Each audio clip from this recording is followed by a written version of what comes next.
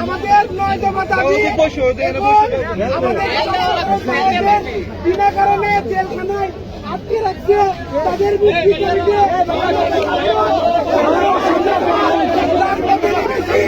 আমাদের দাবি আমাদের 9 দফা দাবি এবং তাদেরকে বিনা কারণে গ্রেপ্তার করে হয়রানি করা হচ্ছে। তাদের এই গ্রেপ্তার এবং হয়রানির সঠিক বিচার করতে হবে।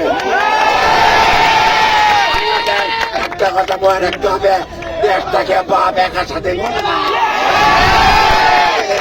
শহীদের বিনিময়ে এই বাংলার জমি স্বাধীন হয়েছে। এই বাংলাদেশ কোন পাকিস্তান না, বাংলাদেশের নাগরিক।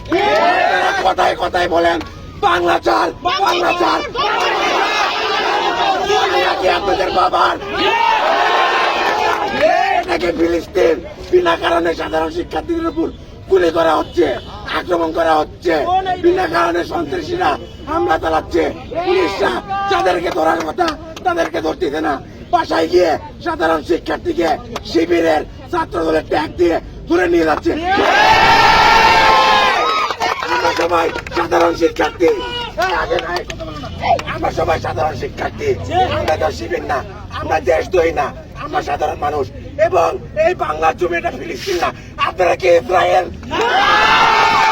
ইসরায়েল বিনা কারণে আমাদের মতো মুসলমানদের এই বাংলার জমিনে বাংলাদেশ আপনি হত্যা করতেছেন। এই বাংলার জমিনে আপনারা যাই করুন না কেন, একটা কথা মনে রাখতে হবে, আপনারা পড়াশোনার লোকরা সারা জীবন থাকবেন না। একদিন এই বাংলার জমি অবশ্যই স্বৈরাচার মুক্ত হবে।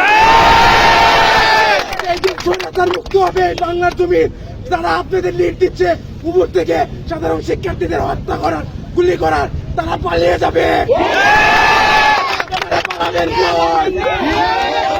তারা বিনা কারণে গুলি পাবেন কই?